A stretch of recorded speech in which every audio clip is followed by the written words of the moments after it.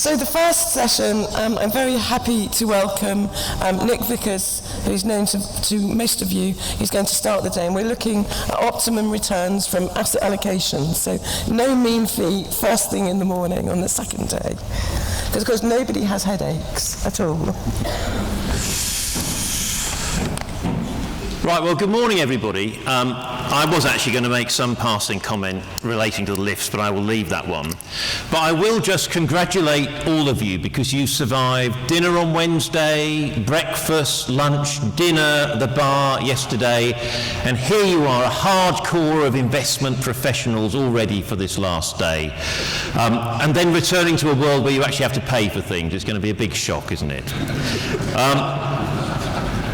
I didn't think you'd laugh so much at that one. I think when local authority people do these things, there's a sort of choice. You can have a rant. Not surprisingly, I will have a bit of a rant.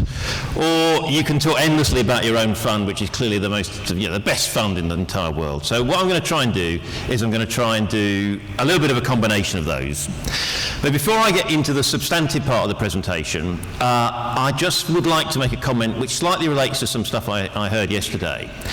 And what I'm going to talk about today is the experience I've had at the Kent Fund, which I've had the pleasure of working on for 18 years now.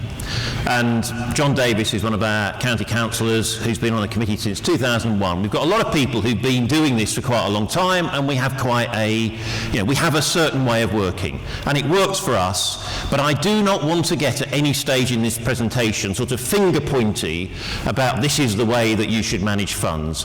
I am absolutely convinced that of the 89 funds, we've all got things which we do well, things we don't do well, which is why trying to impose one template on all of this, I think, is barking mad. Now, those of you who have the pleasure of working with your Director of Social Services will know that when things get tough and you want to get him to make some savings, he'll start doing that. Children will die.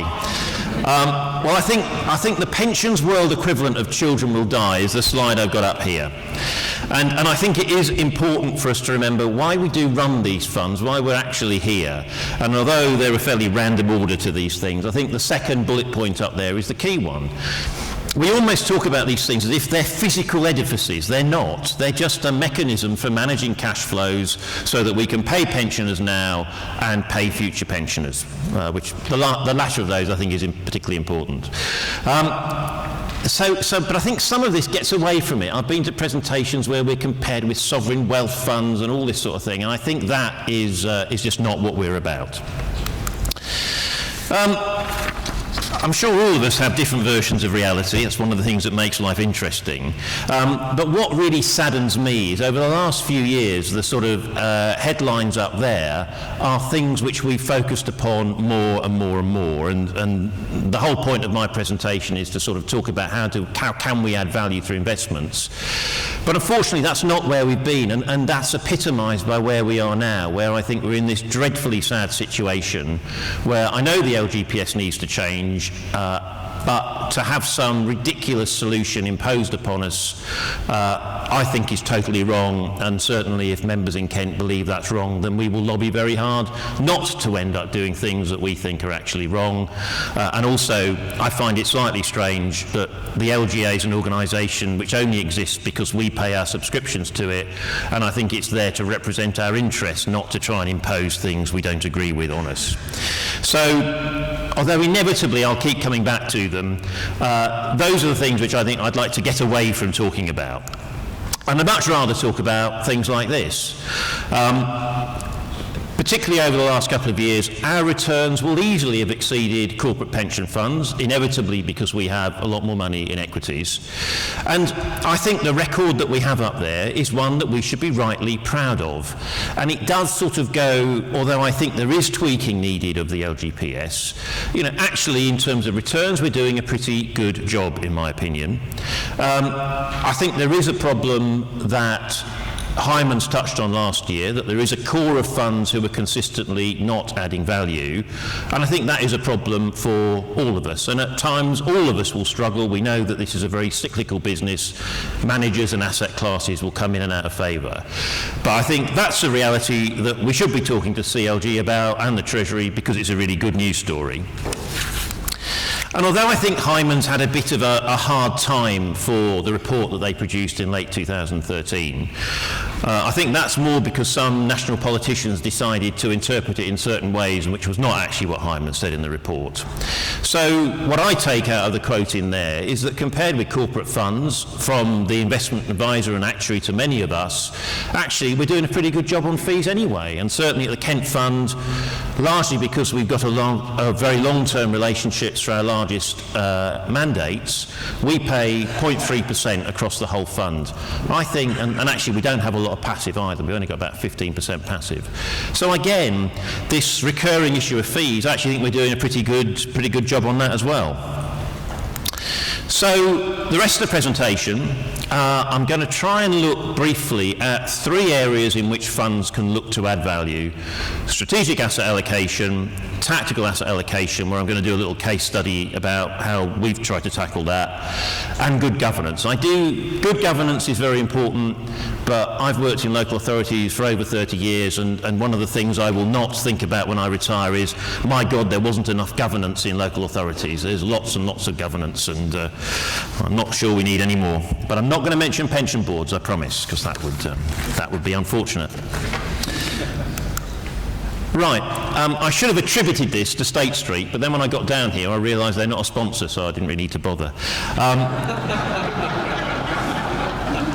So this goes back over a 20-year period, and it just shows on the WM overall asset allocation where funds are. And as I say, I'm not going to get too, I'm trying not to be too black and white about some things, and I can't make up my own mind when you look at that, whether asset allocation has actually changed massively over that 20-year period, or whether actually it's quite a small movement. I think I'm more inclined to the fact that it's not been a huge movement over that period. Again, this is the average fund, not those wonderful funds who decided to go, basically get rid of all their public quoted equities about 5 years ago, which was a wonderful decision. So, in terms of strategic asset allocation, I do think that there is a bit of a sort of herd instinct. I think there is, for many of us, some degree of safety in numbers that, particularly given that many of us get advice from one particular investment consultant, I don't think it's surprising that we do tend to sort of have a bit of a herd instinct. And you do then get those funds who, depending on your standpoint, are either innovative and highly skilled or weird and wacky. I sort of leave it to make your own decisions about those. But most of us, I think, are playing it reasonably safe. And I do hope the ones who are doing the innovative and, you know, being at the cutting edge, I hope they meet those last two. I hope that they've got lots of internal expertise, not just officers but members, because at the end of the day, in our situation, it's actually the members that take the decisions, and the members have got to be fully inside the different things that people are doing. In some ways I now regret putting up this slide, and I think I need to heavily caveat it as basically the only alternative that the Kent Fund really likes is property, and actually predominantly UK property. So we have not invested in a big way in the alternatives, but throughout this conference and previous conferences, you know, there's a lot of sell from consultants and managers around the benefits of diversification and the benefits of these different asset classes. And undoubtedly, it can work very well for you, but I think, again, it comes back to your expertise. You know, we saw a wonderful slide yesterday about returns from private equity managers, and the upper quartile, the median, and the lower quartile. And I'm sure that's fantastic if you manage to get into the upper quartile, but if you don't, then that could be quite a difficult story. And the only other one on there that I am going to rant about is currency. Not least because I once had a spat with a guy that runs a currency organisation, which I will never forget, Mr. Record. Some of you were there, yes. He was bemoaning the fact of how big a pension teachers got. I thought that was a fantastic line from a guy that does this stuff. Currency management, clearly a very legitimate way of looking to add value, but I put it to you that if you are taking a sort of making a choice between the Korean won and the Japanese yen, how much of that is down to skill and how much is that betting? So and the committee at Kent is very much on the line that that's betting. So I suppose the end of that bit is, I'm not sure that many of us are taking big positions on strategic asset allocation, and to some extent I think that's probably a reasonable place to be.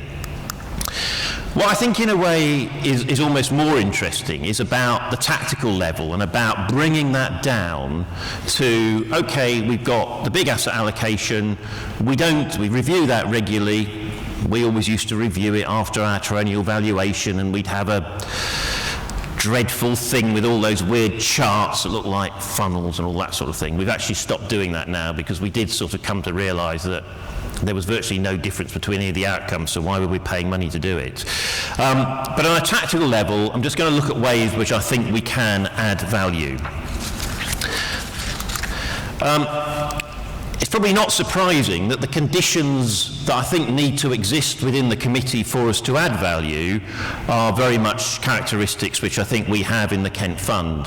I think there's always a risk that if you've got a group of officers and members who have worked for a long time together, there's a complacency risk, but I think the nature of the people involved in the Kent Fund, that won't happen, and we do challenge ourselves about, are we being too conservative about particular things, or at other times are we being a bit too radical about them. So I think there's a dynamic around that needs to exist.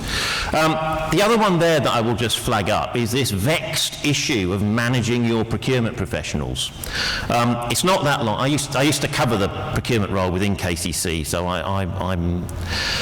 I should be a little bit careful what I say, but I mean, procurement can be a real obstacle. You know, you will talk to investment managers about some of the ridiculous things, the hoops that they have to jump through. The view that we take in Kent is that we are investing in a fund, then we can do that without EU procurement.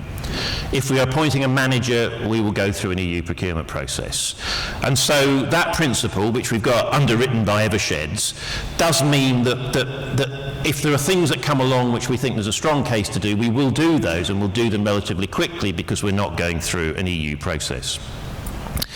Now, one of the things in this rant that I should have said is that every fund will have things that it really likes and it really works well. My friends and colleagues in Essex have a fantastic private equity programme, and that's added lots of value to them, but for us that's not an asset class we like. But the one that we sort of are slightly in love with is property. So DTZ were appointed in 1995. They were appointed to an advisory mandate. So when I first got involved in 97, you know, they'd want to buy a property in York, and we'd sit down, a small group of members and officers, and we'd look at a map of York, and someone used to go up to York to buy military cap badges. And so you'd have a discussion about York in a not a particularly helpful way. So that was where we started. Where are we now? Well, we've got roughly 10 times that amount of money in property now. For the last 10 years, DTZ have had a discretionary mandate, and that means that they're able to make decisions very quickly, and that has worked extremely well for us. And I will just flick to the next slide.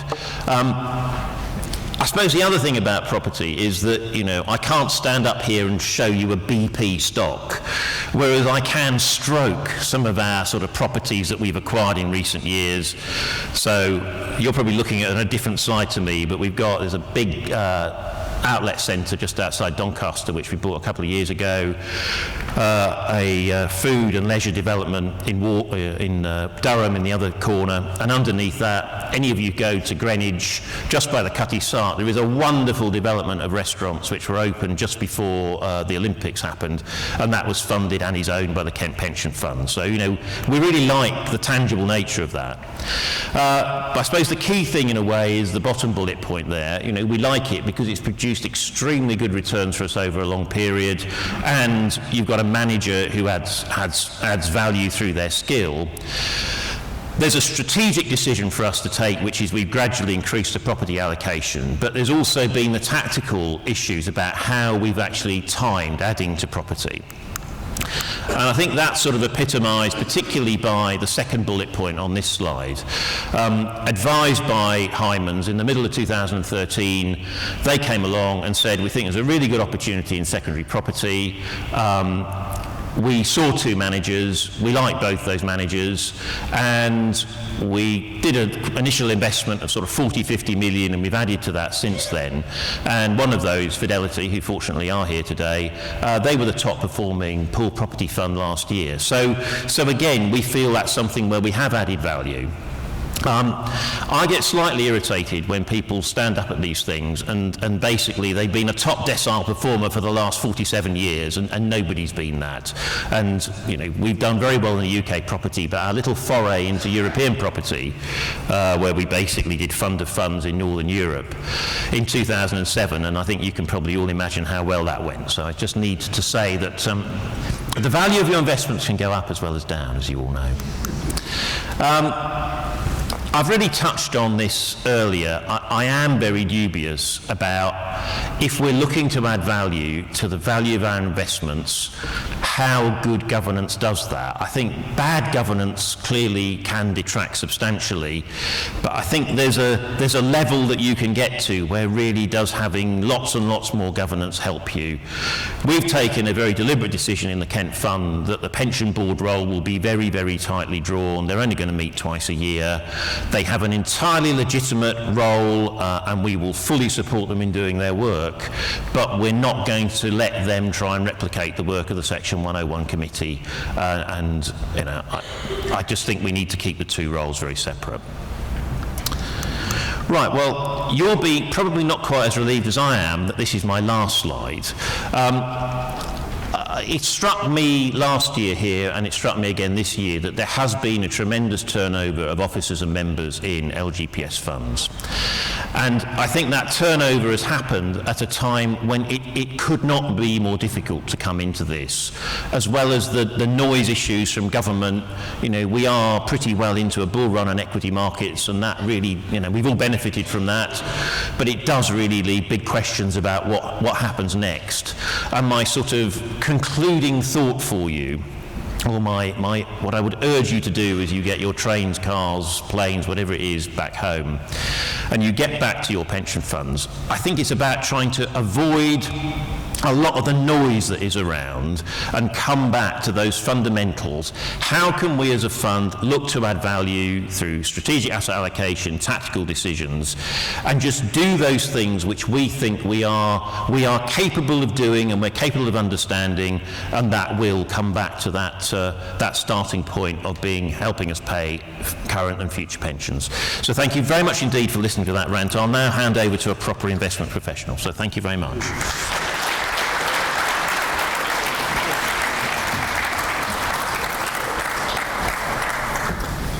Thank you very much. My name's Christopher Marr, and I work with Barings, and I'd like to talk to you about creating a dynamic asset allocation framework using long-term return forecasting. Now, like Nick, I don't want to impose this on anyone. This is just a part of what we do. But I think it's a very useful exercise, a very useful discipline. We found it very powerful over the years, and it does add quite a lot of insight in terms of the question of what should one's asset allocation look like. So, just to start off on the basics, why do we do this? Well, long-term return forecasting ultimately is about trying to work out what different asset classes are likely to produce over the next, say, decade. And when you have a prospective return which is high or low, I guess all of us would like to respond to that in terms of how much of that we choose to own in our portfolios. So a simple explanation of this would be on something like valuations. When valuations are very high, you obviously want to own less of something than when valuations are very low. Similarly, with economics. When economics are looking rosy and when the prospective outlook for the world is buoyant, then you can afford to have more of risky assets. And conversely, when economics is looking more dreary and depressing, then you want to have less of particular assets. Those are the obvious points to make. But the first point on the slide, that first bullet point on the slide, is actually one which I think is where the real discipline is. It's about having a framework to debate some of the big investment questions of our time. Things like, we're in a world of low productivity. What does that mean for equities? We're in a world where perhaps demographics are poor. What does that mean for bond yields? And having a framework which allows you, in fact forces you, to codify and quantify those questions means that you become that much more disciplined. It means you don't just shy away from debating them. You actually end up having to tackle those nebulous issues. Nothing's ever perfect. What's the catch with this type of approach? Well, the catch with long-term return forecasting is quite obvious. It takes a very long time to work out whether they're right or wrong. We do 10-year return forecasting, so it takes 10 years to work out whether the forecasts have been any good or not. We started doing this back in 2003, 2004, and the good news is that we have been able to dust down those forecasts from back then to see how those forecasts performed. Were they any good?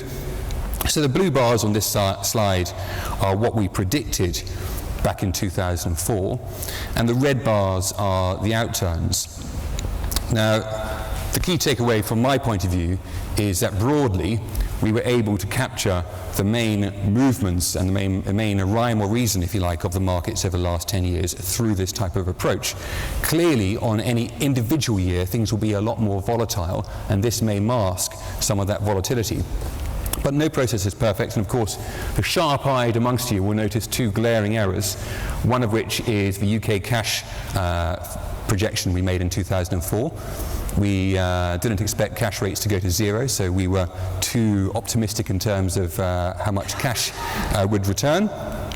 And we didn't expect the inflation splurge after 2008, so our index-linked gilts bar was too low in 2004.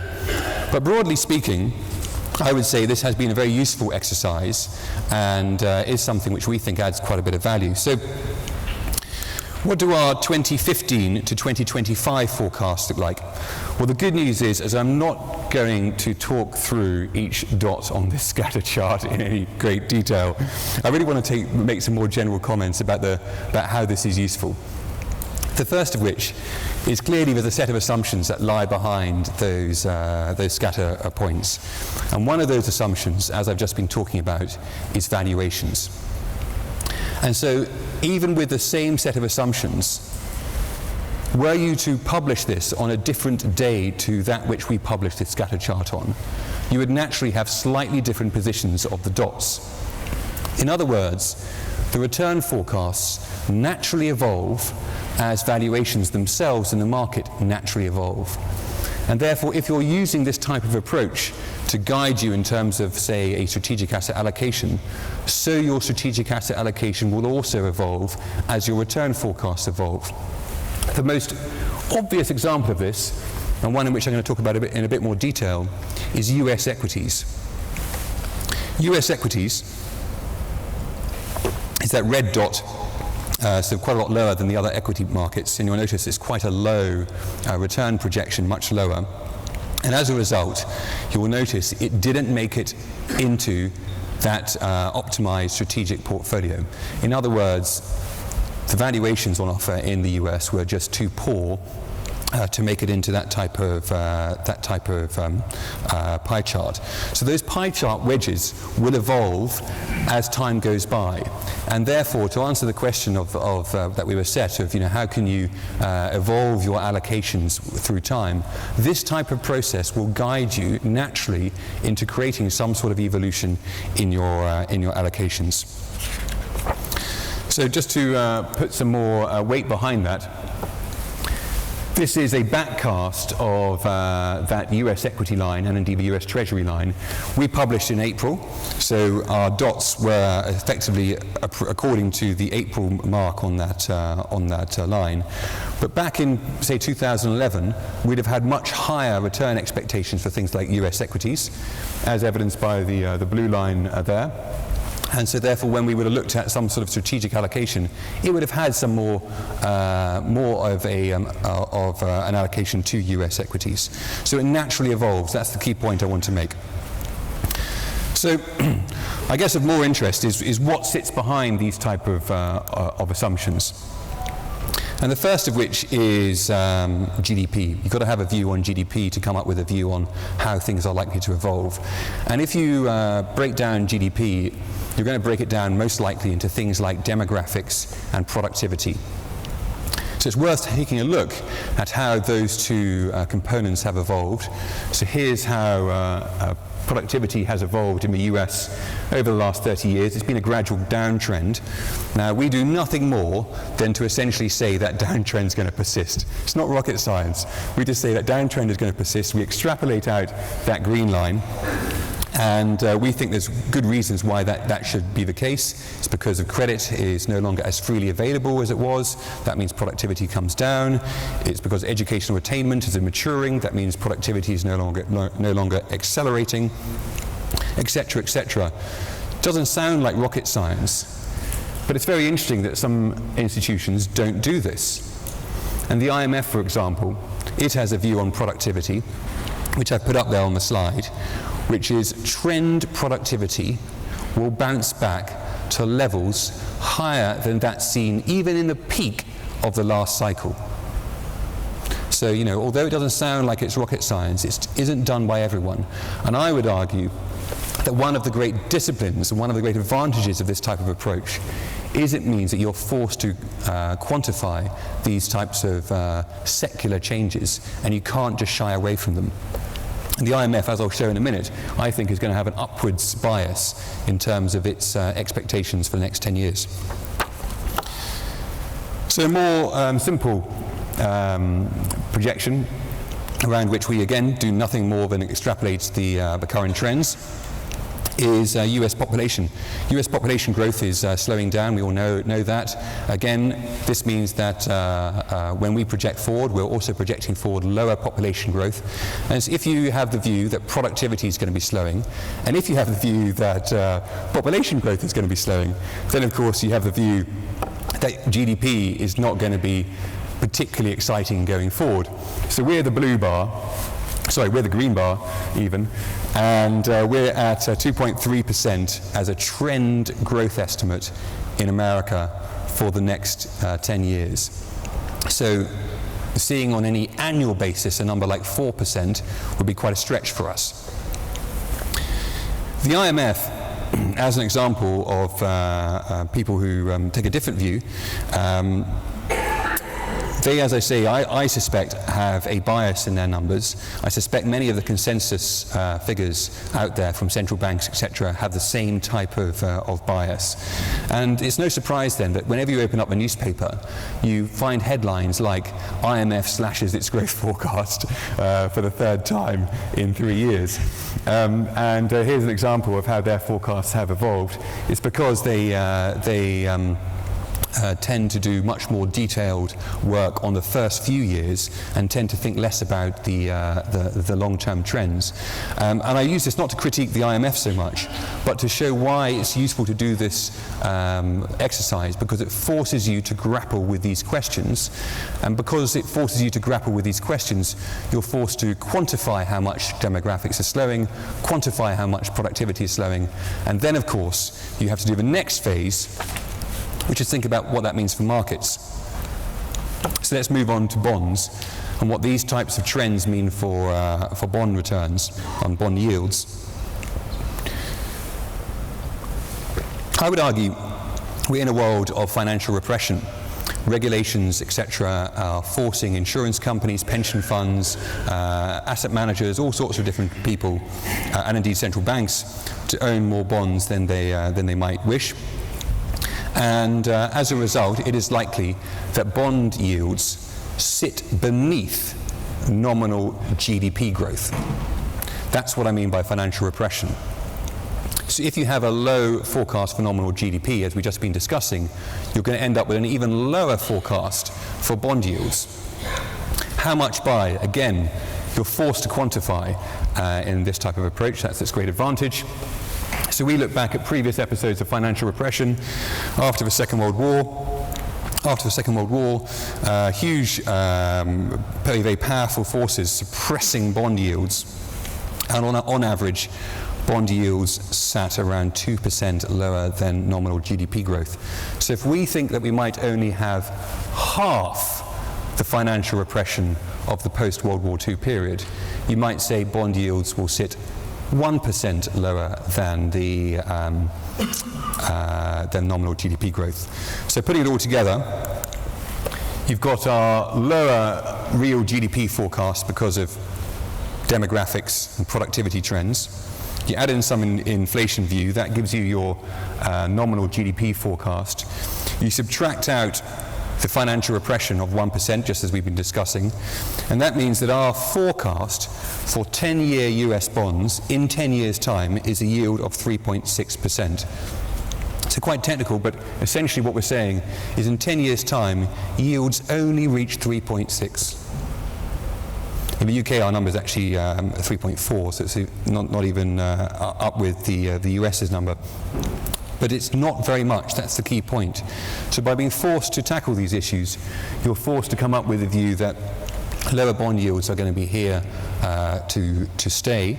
If bond yields are going to be lower, that means their prices are going to be higher, and that will have knock-on effects for other asset classes. So we talked about equities earlier and how we think that equities themselves are, in the US, a little bit too expensive. Well, again, you have to question the amount that they're expensive by. So we've looked back over the last 150 years, as many people do. We use the Robert Shiller database, and the average PE ratio on US equities for the last 150 years is around 14 or 15 or so. That's the black line. Right now, they're quite a lot higher than that. They're around a PE of around 19 on a reported basis. So what does our view about things like financial repression mean for equities? Well, again, we go back to that period of financial repression after the last war, where you saw between, say, 1960, 1955 and 1965, much higher levels of market valuations than you had seen traditionally, and that was the whole Nifty 50 type of period. You can see it in the chart quite clearly. And so we would argue that if you believe in financial repression here to stay, then you should be prepared to pay more than, say, 14 or 15 for your US equities. On our work, it's around 17, that's the green dot. But even when you compare that with where US equities are priced today, or at least when we did this work back in April, where they were priced in April, you would be saying that they have to come back in valuation. They have to come down in valuation. So what this means, ultimately, is it means that US equities are going to be falling in valuation terms over the next 10 years, which means that our forecast for their returns is that much lower, which is why when we looked at that pie chart earlier, there weren't any US equities in it. So I hope I've given you some sort of understanding of the benefits of this type of approach. Obviously, nothing is perfect. You have to do a lot more than just this. This is just part of what we do. But it is a very good discipline to force yourself to tackle these sorts of questions. It's a very good discipline to force yourself to work out what is the overall direction of markets over the next 10 years. What will things like demographics mean for the portfolio? What will things like productivity mean for the portfolio? And the way that I sometimes use this as an analogy is it's a bit like sailing a boat. You need to know where you're going. You need to know your overall direction. But at any one time, of course, you might well have something which is a very different opinion because there's a storm coming, or there's a wind is changing. And so as we're sailing a boat, you need to know your overall direction of travel, but you may well have a different bearing, particularly when the risk levels are elevated. But nonetheless, I'd argue that this is a very good discipline and a very good way of coming up with a benchmark set of asset allocations against which you can check your portfolio. You only need to go through this exercise, say, once a year, and it will give you some insight. Even on a once-a-year basis, it will tell you that, for instance, US equities may be expensive, or at key turning points in the cycle, equity markets may look very attractive, or otherwise. In terms of what we get out of this time round, it's conclusions such as bond yields being unlikely to return to their historic norms. For all the reasons I've mentioned, we think that financial repression is here to stay. The poor demographics, the poor productivity means that you won't get bond yields backing up enough to bail us out in terms of getting valuations down to normal levels. And of course that means there are knock-on impacts for other asset classes. So if you don't think that bonds are going to fall back in terms of valuation, then of course property may not fall back to its long-term valuations, or indeed equities may also not fall back to its long-term valuations. And so for the time being, you have to hold your nose and be prepared to pay a little bit more than you might wish to for some of those more risky asset classes. Thank you very much. Thank you very much.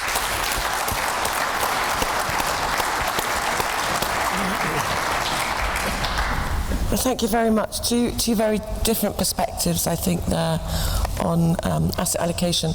I like the analogy about being in a boat with a storm coming and the wind coming, because I think that's probably exactly where we feel we are at the moment, because we know the storm's coming, we know the wind's kind of there, but we're not entirely sure what direction that's going to take. So I think that was an interesting analogy.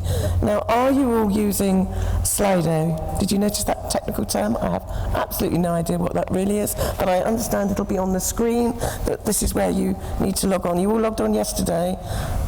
You're all looking a bit bewildered. Are people logging on? Because at this moment, by magic, your questions that you're submitting via Slido should be racing across our screens.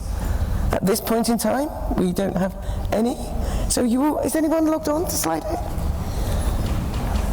Well, in that case, please put up your hands in the usual fashion if you would like to ask a question.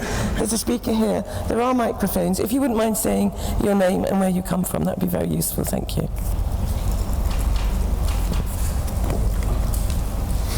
Thanks very much. Bert Poole, Suffolk County Council. I can't see how you can make any forecasts without factoring in QE. Since 2008, $12 trillion has been printed throughout the world. We now have what ECB is printing $60 billion. I've lost count how much Japan is printing. But also what we're now saying is that these central banks are now running out of securities, asset-backed securities to invest in. So we're now talking about there may be tapering of QE. So how do you factor that in your forecasts? Well, thank you. It's a very, very good question. And I would lump the issue of QE under the generic term of financial repression. Financial repression for me means institutions, including central banks, being forced to own government bonds in a way that they might not choose to otherwise. And it is part of that argument, which is why I suspect that even in 10 years' time, QE won't have been fully unwound. Financial repression will still be with us. And therefore, I would argue that bond yields will be lower than they would be otherwise. That's exactly the argument that I've just been through. In terms of is QE super powerful, yes, it is pretty powerful, but it's by no means as powerful as some of the very ridiculous notions that happened after the Second World War. You may remember the whole sort of Dalton bond question when there were forced purchases and various extreme situations being used post-Second World War, even more than QE, to suppress bond yields. That's why when I compare versus the post-Second World War period, I don't think we're going to get as much as we had back then. That's why I'm only using half the financial repression number that we had in the post-World War II period. So yes, I completely agree with you. It's very, very important. And although I didn't talk about it, when we think about other areas like Japan and Europe, which are likely to have even more financial repression than the United States, the argument that I've just been through is actually magnified for those countries. So even lower bond yields for Europe, Germany in particular, and Japan than their nominal GDP, for all the reasons that you mentioned about having excessive QE programs for a very, very, very long time to come. Thank you. Are there any more hands? Any more questions? I think there's a question there, and I think there's possibly one over there too.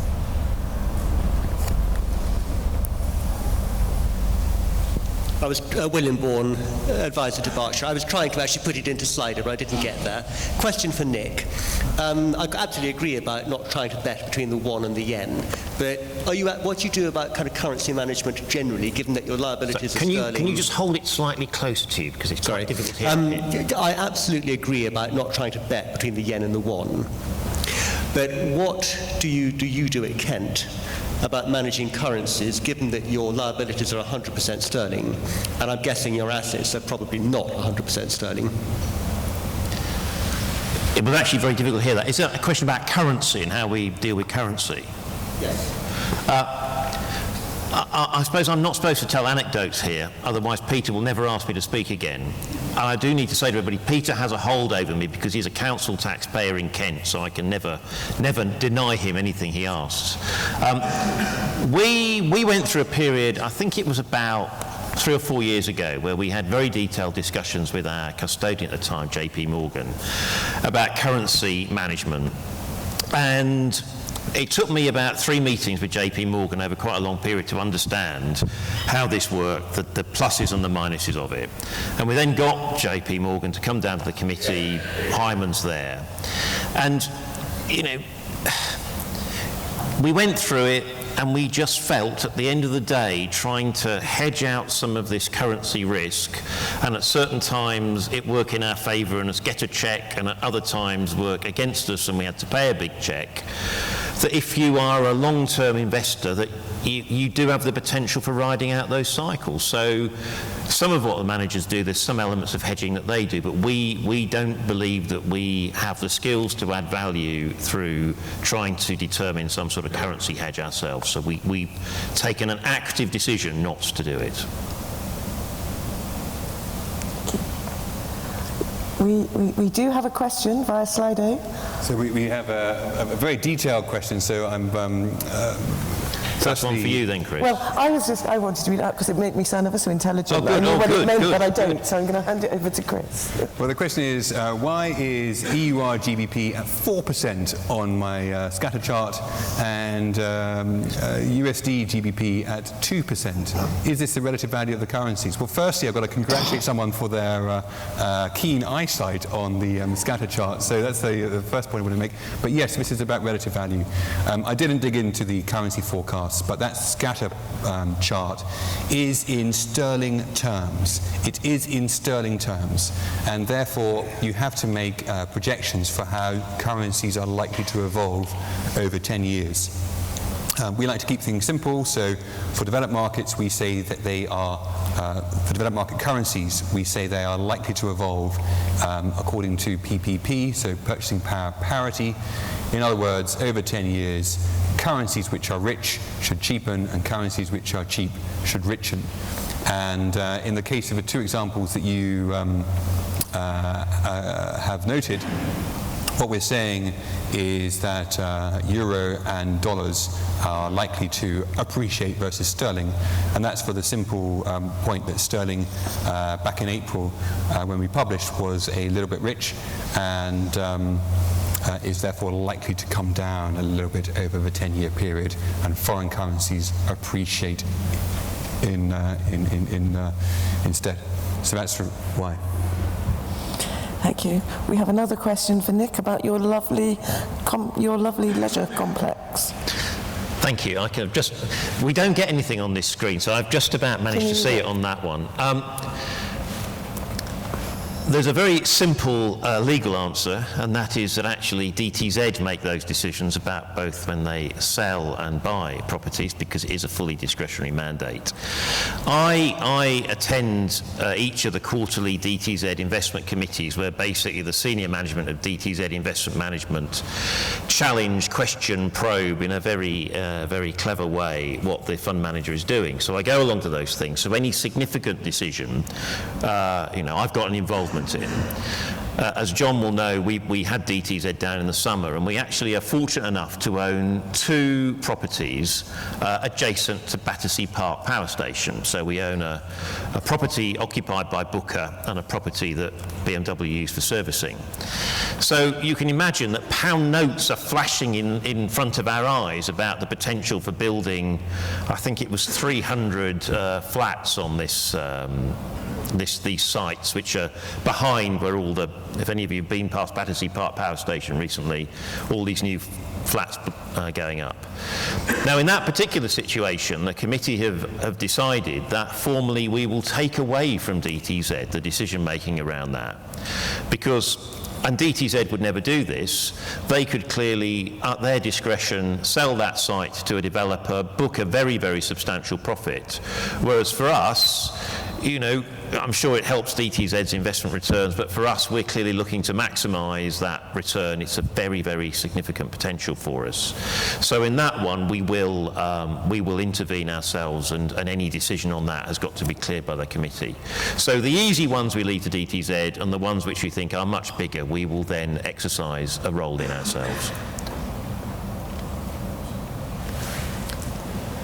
Good. We have another one, I'm afraid, for you, Nick. Shall I read it to you? Of course, the audience can see because it's automatically appearing on the screen. Nick, what is your feeling about Manchester Pension Fund investing into housing and social housing in Manchester? Would you do the same in Kent? So I suppose this is a local investment question. Yes, I mean, the committee has a very strong view about investing in Kent, and basically it has, the same hurdles as any other investment has to make. So the committee's view is that our fiduciary responsibility means that, we will not do anything in Kent if we can get better returns from that money elsewhere. And a few years ago, probably 3 or 4 years ago, again, we did have some awful discussions with Ernst & Young and various investors about potentially investing in the Port of Dover, which is a trust port owned by the government, and 3 or 4 years on is still mired in difficulties, has not actually gone anywhere, and that was a very good call to make. But again, if there are proposals that make money, we will do it. We've recently invested with M&G in their residential property fund. That does actually have some properties in Kent. But again, our priority there is we think it's a good investment, not that it will have a direct financial impact on Kent itself. Which is ironic, which is round the committee table, there's lots of members who have very, very strong views about economic growth in their particular locales within the county. It's a very big county, but at that particular table, they are in a pseudo-trustee role, acting on behalf of pensioners and future pensioners, and that's where they base their decision-making. Thank you. I think we probably have time for one more question in the conventional way from the floor. Can I see any hands? I thought there was a hand over in the middle somewhere. Or maybe you've mastered Slido and asked the question. I think we have one last Slido question. I'm sorry about this, Chris, but I'm afraid it's for Nick again. And the question is... Because property is the most interesting thing in the world, obviously, so you cannot... I can't read that. It says, how will your strategy in relation to property stand up in the quite controversial, the mad march to large asset pools?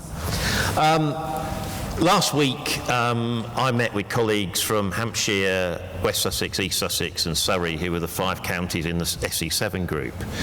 And there was somebody there, I will not name which county, who thought it would be a really good idea to pool all of our property assets. And I'm sitting there thinking, absolutely no way, mate. You know, we've taken 20 years to build up this portfolio and you're not going to have it.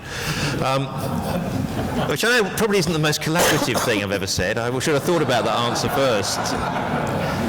But, I mean, accepting that there has to be some change, one would hope that there is some discretion going to be left to local authorities, that if they own or have particular asset classes where they've got long-term investments, that they will be allowed to run those investments out. And if not, my chairman and indeed Mr Davis are both Tunbridge Wells councillors, and I think we will be going to Greg Clark and having some very challenging conversations to try and persuade him of the error of CLG in the Treasury's ways. Yes, I'm hoping that one of the fund managers will write a paper about transition costs actually to give to Treasury, because far from understanding the technical details, I do know that the change of ownership of assets, but particularly liquid assets, has all sorts of tax implications and cost implications, which I'm told are extraordinarily high. So I think we probably need to get somebody to talk to Treasury in detail about that. Good. Well, I think we've probably finished Slido questions. I can't see any clamouring amongst the audience to ask a conventional question. So I'd just like you to, again, thank my speakers. That was a really interesting session, and I'm sure we could have gone on for some extra time on that. But thank you very much, both of you. Thank you. Thank you very much.